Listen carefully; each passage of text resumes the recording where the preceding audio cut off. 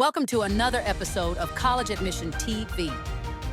JP Novin speaks with Brien Lewis, president of Transylvania University, about how Transylvania adapts its curriculum to emphasize critical thinking, communication, and collaboration while taking a balanced approach to AI.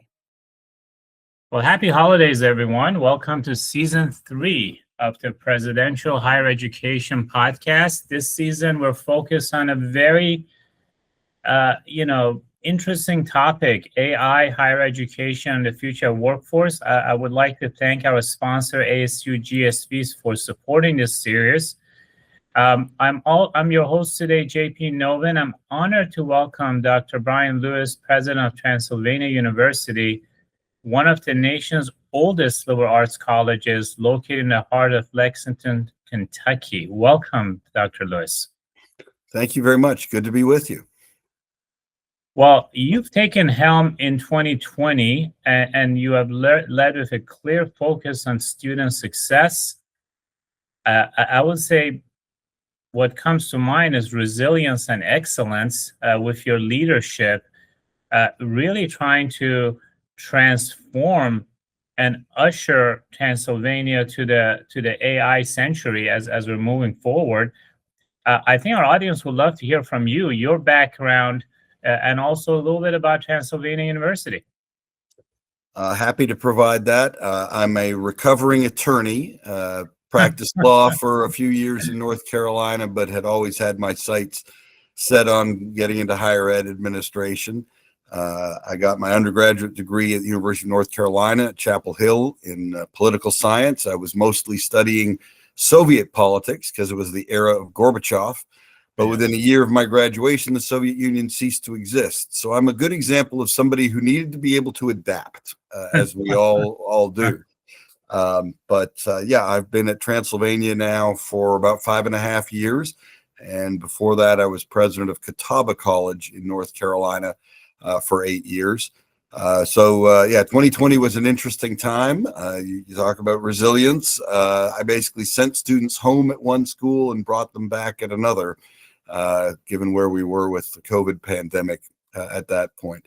But Transylvania is also a model of resilience because, to your point, we are one of the oldest institutions in the nation. We are in our 246th year, and we are the first college west of the Alleghenies, the first institution of higher learning in Kentucky. And we have obviously continued to adapt to the needs of the age and the era throughout our history. You don't get to be 245 years old by standing pat. The quote I like from Ben Franklin is, if you're finished changing, you're finished. Yes. And we are certainly not finished. We continue to thrive.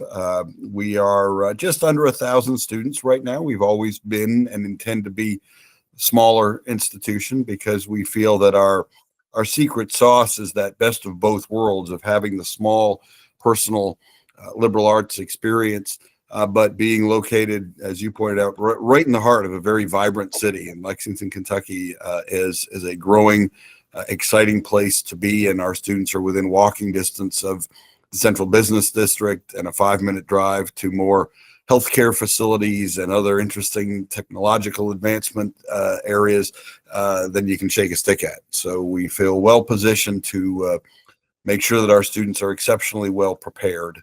We have a terrific track record. 90% of our recommended students get accepted to medical school and other health professional programs, and 100% get accepted to law school. So we do, I think, a really stellar job of getting these young people ready. But to your point, AI is presenting new challenges, but new opportunities for all of us. And I look forward to exploring that topic with you. Fantastic. How did you go from an attorney and someone who studied law to higher education? What was that moment that you're like, this is something I want to dabble in? I was highly involved in student government as an undergraduate, and thought that's where I wanted to end up. But I knew I was not the PhD type. I knew I couldn't focus on one singular topic for that long a period of time. So I decided to go to law school and get some professional experience, and then look for an entree into higher education. And that's what I did. Fantastic. Well, as you look ahead, just the next 5 years, how do you think AI is going to, impact students and graduates?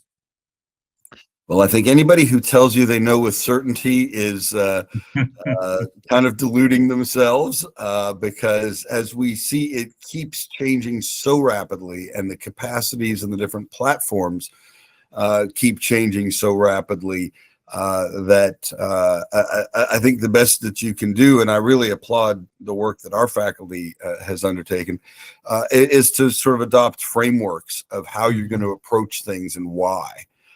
Because I love the way our academic dean put it at an opening assembly for our first year students. She said, there are some courses and some assignments for which we will not only encourage you to use AI, we will require it of you, because we need you to learn how to utilize these tools effectively. On the other hand, there will be courses or assignments where we will prohibit you from using AI. And she said, the reason we want you to do that is because if you went into the gymnasium and your goal was, you'll know by this, I'm not a gym person. If your goal was to do, 50 reps of 50 pounds, well, you could bring a little forklift in and have it do that for you. But that's really not going to accomplish your goal of developing those muscles and developing that stamina. And so we need you to think of AI in the same way, that you need to independently develop certain mental muscles and capabilities that you don't use AI for. But there are also things where we really do need you to use AI and come to understand its capabilities and its shortfalls. Now, you've spoken at length about the conceptual age, where empathy and ethics becomes the ultimate currency. Those are your words. So how is Transylvania specifically evolving its curriculum to make sure students aren't just using AI, but are actually future-proof by the human-only skills that AI can't replicate potentially? Well, I'll use a concrete example that really impressed me very recently. I was talking to one of our students about his upcoming final exams and papers, and he said that for the final paper in his history course, all the other papers had been something the students wrote. He said, our professor has actually assigned us to have AI write our final paper. And I was like, excuse me, what do you mean? And he said, yeah, AI is supposed to write the paper, but then our assignment is to go through and critique it and fact check it and demonstrate clearly where AI, had faulty reasoning or got something incorrect or just didn't communicate something effectively.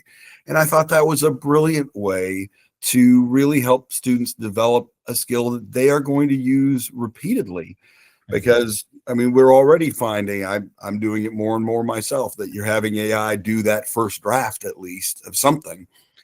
But then how do you know whether it has done it accurately, effectively, and so on? And so I thought that was a terrific example of how our faculty are approaching the need to incorporate AI, but to use it wisely and find its flaws. On the middle class of jobs, we often hear about AI replacing certain jobs. Are you worried that the on-ramp for young graduates might be disappearing or diminishing? Fields like law or finance or anything else like that? Are there certain industries that worry you more than others? I hope I'm not being blind to something, but really no. Because I think we have continued to see various industries and roles and professions evolve. As I think it was Daniel Pink said, if you, like me, use TurboTax, you have the blood of accountants on your hands. That's been around for a while. It isn't AI, but it has certainly changed where accountants spend their time and expertise. But it hasn't eliminated accounting as a profession, nor has it, I think, dramatically reduced the number of accountants that are out there. They are being able to focus their skills and their time differently and probably more effectively by being able to help their clients and their organizations to really focus on the things that are most important and simply be more efficient. So I think that's what we're going to find with a whole variety of professions. And you can go back through any technological advance and see that, yeah, that's sort of what happens in professions. They develop, they change, they don't stay static, but they don't necessarily go away. And just for our audience, you're referring, I believe, to the information age, left brain versus right brain, of what Daniel Pink talked about, which is whatever is prized as logical, linear left brain is basically, we're going to start looking at some of these, perhaps even liberal arts majors and prize creative, empathetic right brain skills.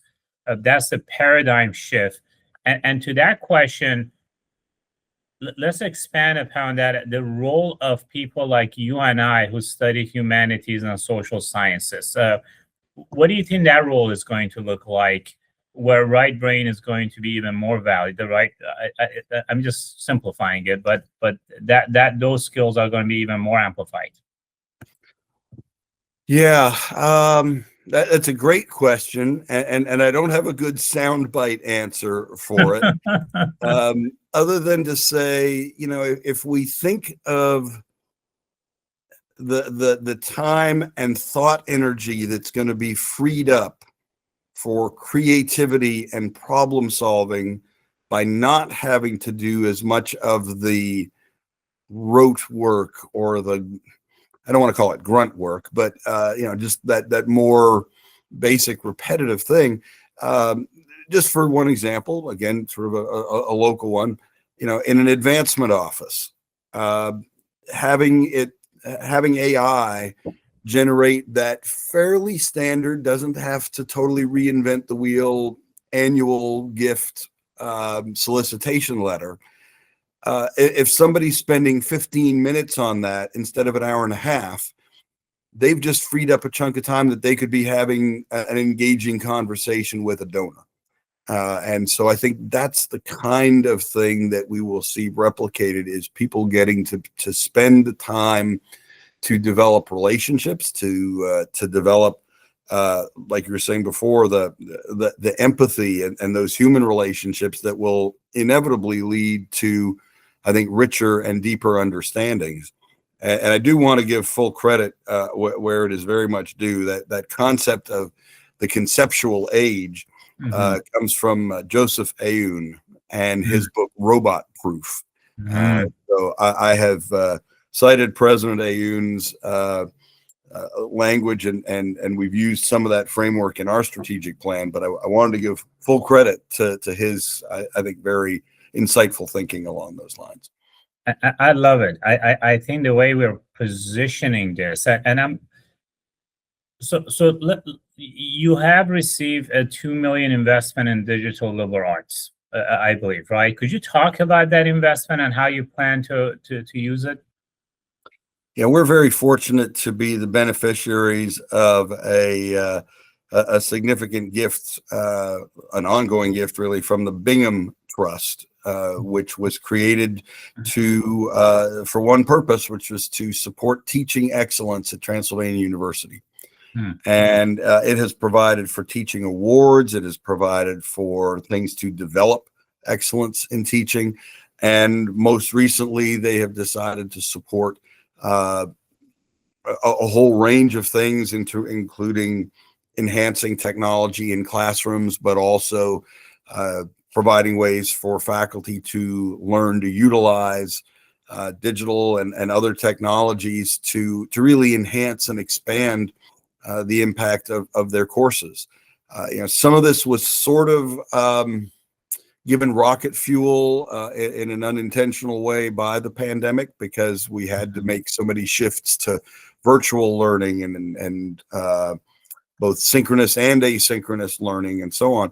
And so many faculty who hadn't really dabbled or experienced working with those platforms were pretty much forced to do so, at least to some degree. And a good number of them have come away from that saying, okay, we're back to our normal in-person courses, but now we have new tools that we're able to use to enhance our pedagogy, to deepen and enrich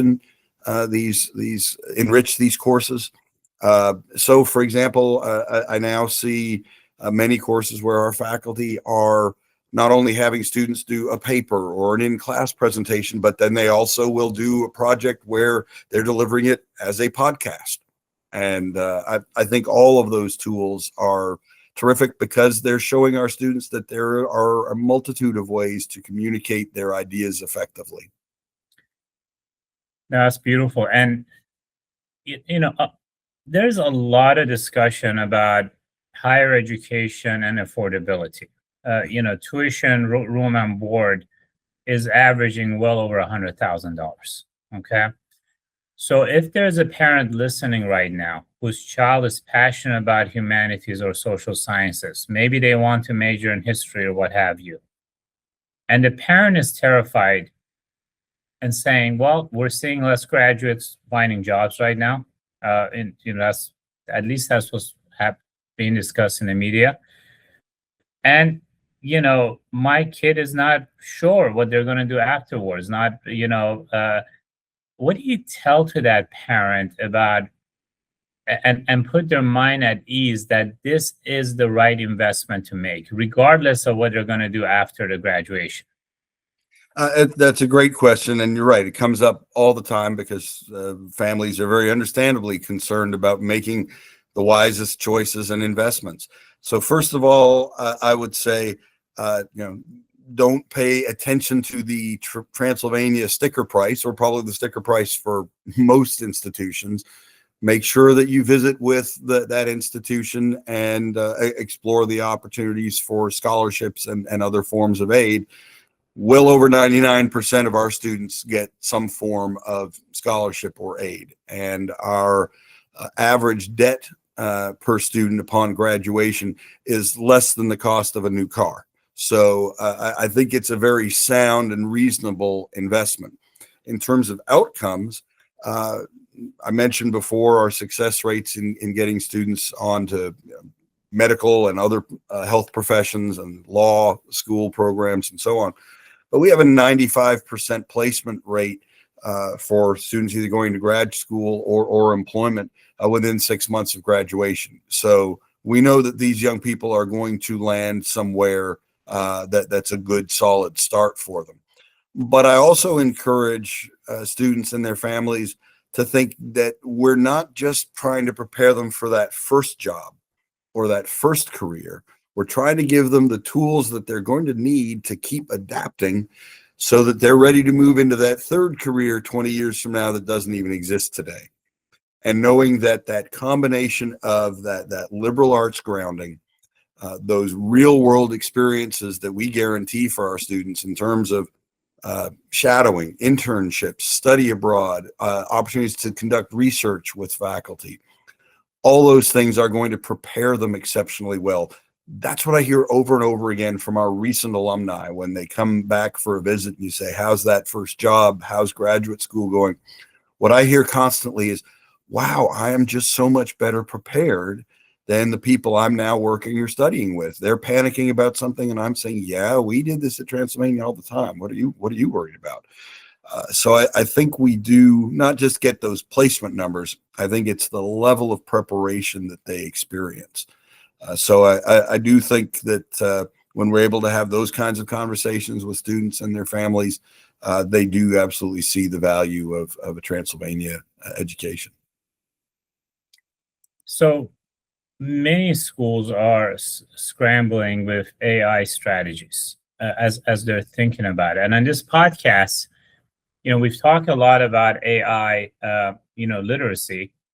But we also have talked a lot about, if a lot of presidents and your peers, about workforce recalibration that is about to come about. Now, I want to contextualize this question that you have leaned into programs recently like data analytics, digital arts and media. You have introduced an accelerated 3-year degree path even to get students faster into the workforce.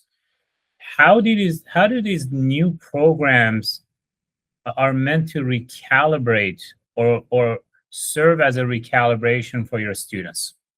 It's a great question. I appreciate that you've taken as deep a dive as you have into what Transylvania is offering. So Of course. with data analytics, for example, we decided to offer that first as a minor.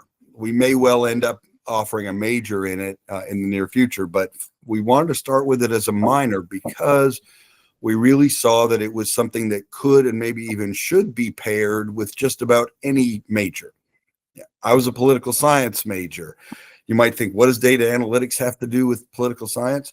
Well, everything, in that I saw a fascinating study that showed if you, in the 2008 election, Obama versus McCain, if you bought your coffee typically at Starbucks and did your big box shopping most regularly at Target, you were significantly more likely to have voted for Obama over McCain.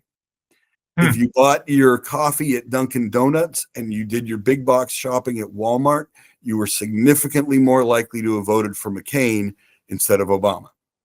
So political scientists, campaigns are using this kind of data analytics to identify who their likely voters are and make sure they turn out.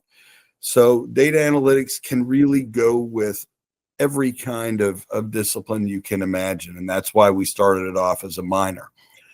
With the accelerated degree program, that was really a reflection of the reality that we started to see. We were consistently seeing over the last 2 or 3 years that about 70% of our students, our incoming students, were coming in with significant amounts of dual credit.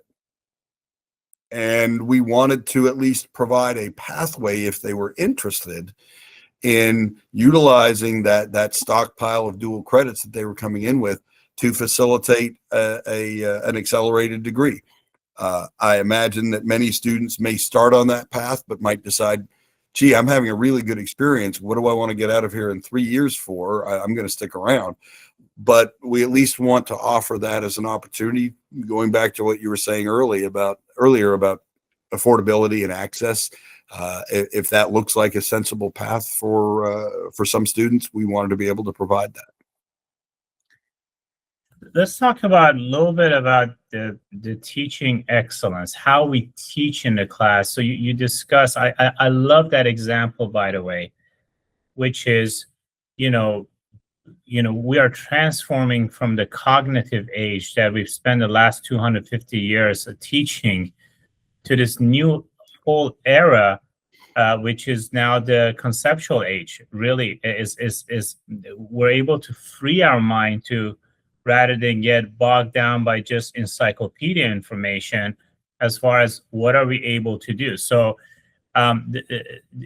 there's been a discussion at your organization going from product-based grading to process-based grading. Could you talk a little bit about that and what that means in terms of pedagogy, how we're going to be training students, how we're going to be evaluating students as a result of this paradigm shift? Yeah, that's still something that's very much in development, and it's fascinating to watch. And I'm sure there are others on our campus who could offer a much more eloquent summation of it. But one of the things I think that it's really driving at is this notion that we no longer need to be focused on conveying information, because everybody has access to information. It's much more about how you assess it, how you determine whether it's valid, authentic, reasonable.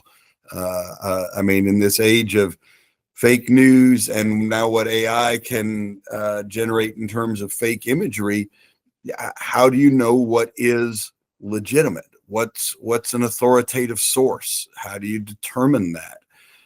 And then how do you push back in a constructive, respectful way when you think something is not accurate or authentic? How do you challenge that without it just leading to a fist fight or something? It's I think that's a big piece of the puzzle for this generation of students who have really grown up as the phrase is used, digital natives. They're used to being able to work with all of these things, but how do they know what's really accurate? And of course, you have the University of Kentucky Alliance, who, in so many ways, they're dealing with big tech. And when I was reading the press release, you were talking about Transy is handling the human meaning side of part of all of this. That was a very interesting juxtaposition. And how do you think that's going to enrich this? So if I'm taking classes at Transylvania, how does that alliance help that student with UK? Great question again. Yeah, we're really delighted to have that kind of partnership and collaboration with UK. When you get right down to it, they're our offspring. We basically gave birth to UK back in the 1800s, and we're proud to see how they have grown and developed.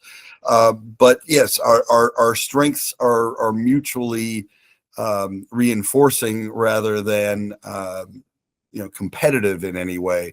So what we're able to do with a number of the programs, by having early assurance seats in their graduate programs, and by having some of these sort of 3+2 or 4+1 programs, we're able to really design and develop it so that somebody who's looking for that smaller, more personal experience that's going to give them those foundational things before they go into, say, their nursing program or their engineering program, is getting those things.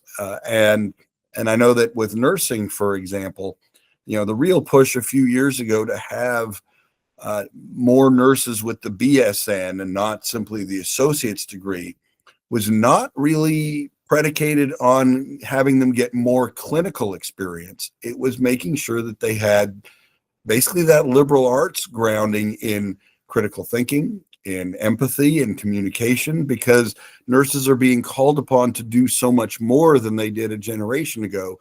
And they needed to have that broader skill set to be able to problem solve and work with a variety of folks that they encounter on a daily basis. So again, that's where I think that our approaches and our specialties can be complementary rather than really at loggerheads in any sense.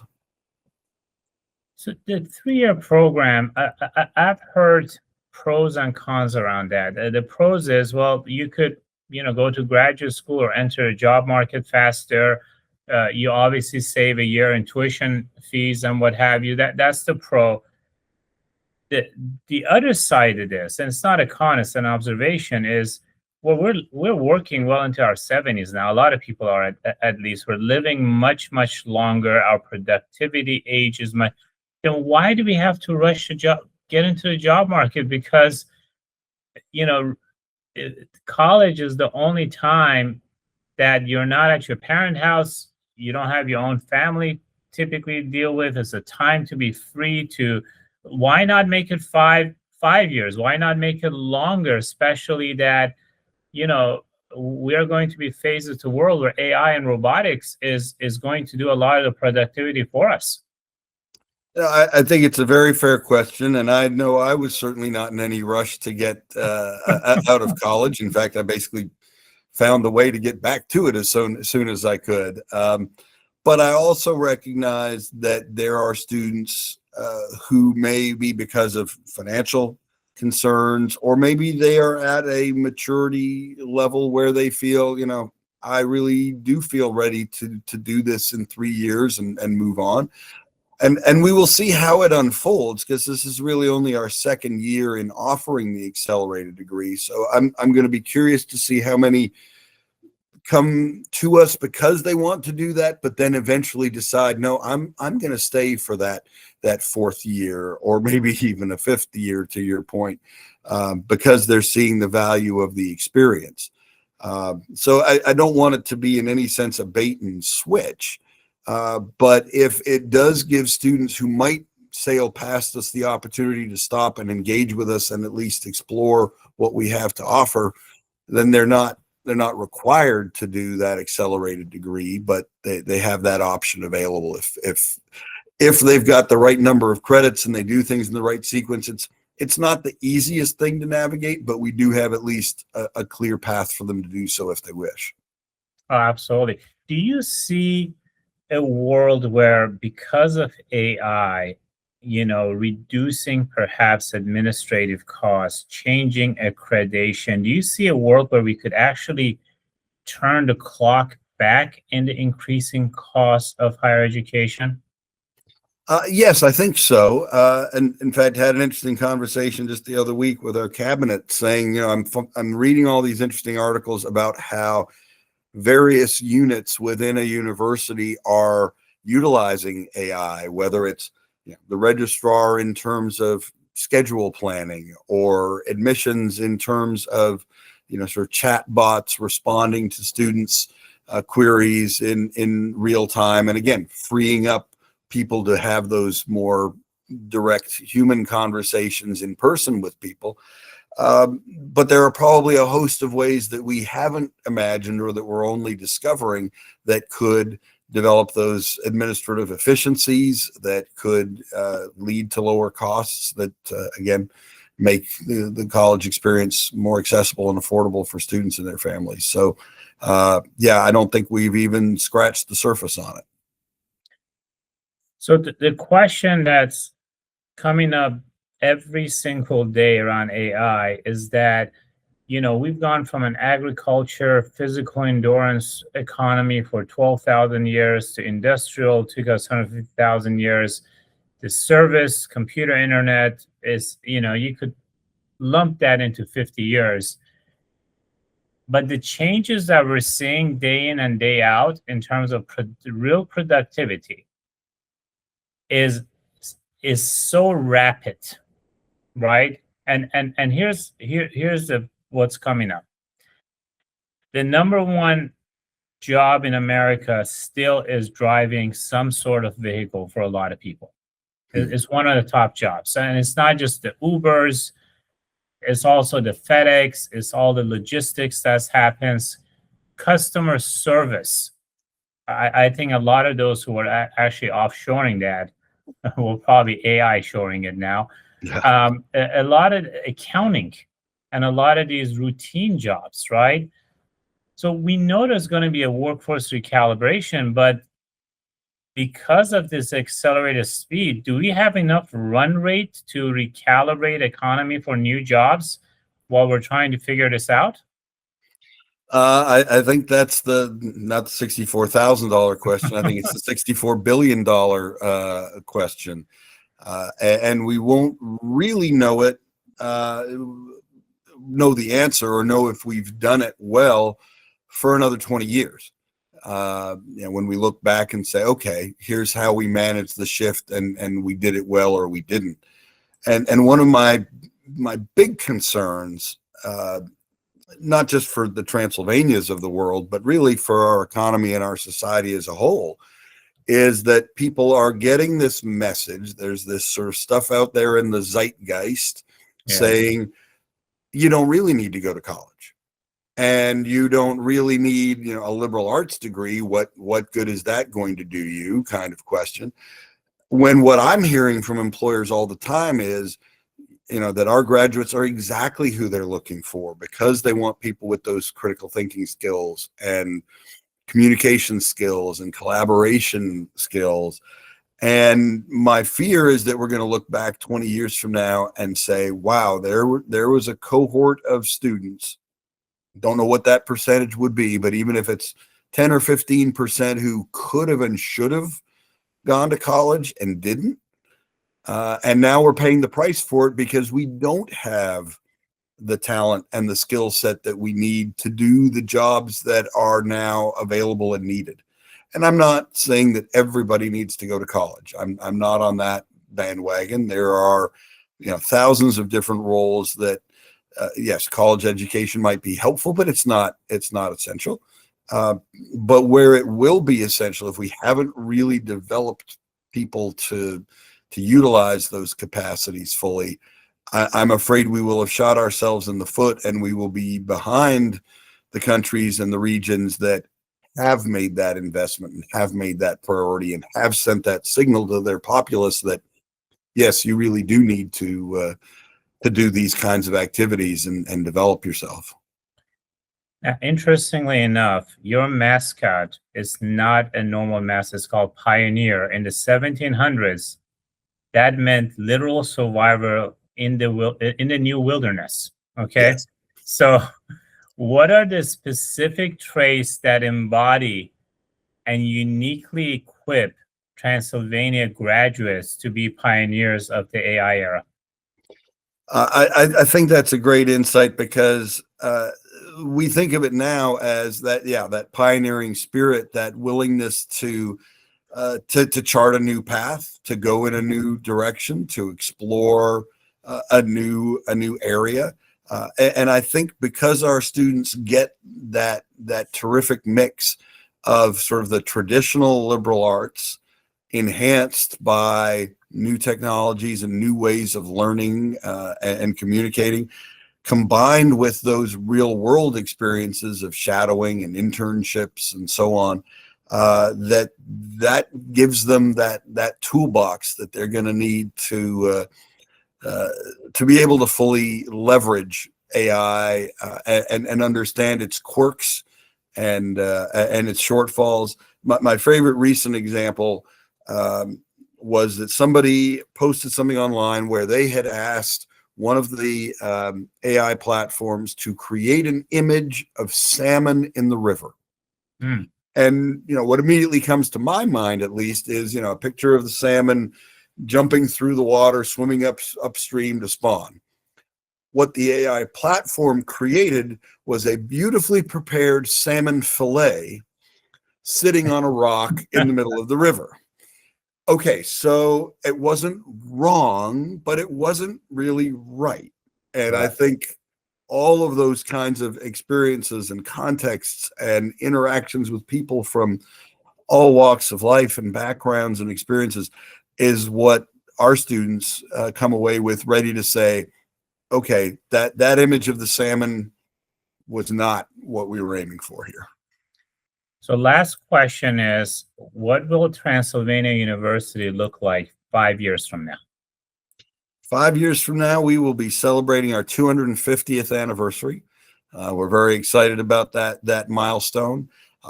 We have planned, and I hope it will have been built and opened by that point, a technology and innovation center where our faculty and our students will have really custom designed spaces, not just retrofitted kinds of facilities, to be utilizing all of these different tools, from virtual reality to being able to do podcasts in a full and creative way, to hybrid classrooms that are designed so that you can have interactivity with people from all around the world in a very effective and personal way. So those are a couple of things that I see our students will be doing, and I imagine we'll have some new academic programs that will again be meeting the needs of an increasingly nimble and interconnected world. President Lewis, it's been a pleasure. Thank you, and happy holidays. Thanks. Same to you. We hope you enjoyed this episode of the College Admission TV Presidential Podcast. Stay tuned for our next episode, where we'll bring you another insightful conversation with a distinguished leader in higher education.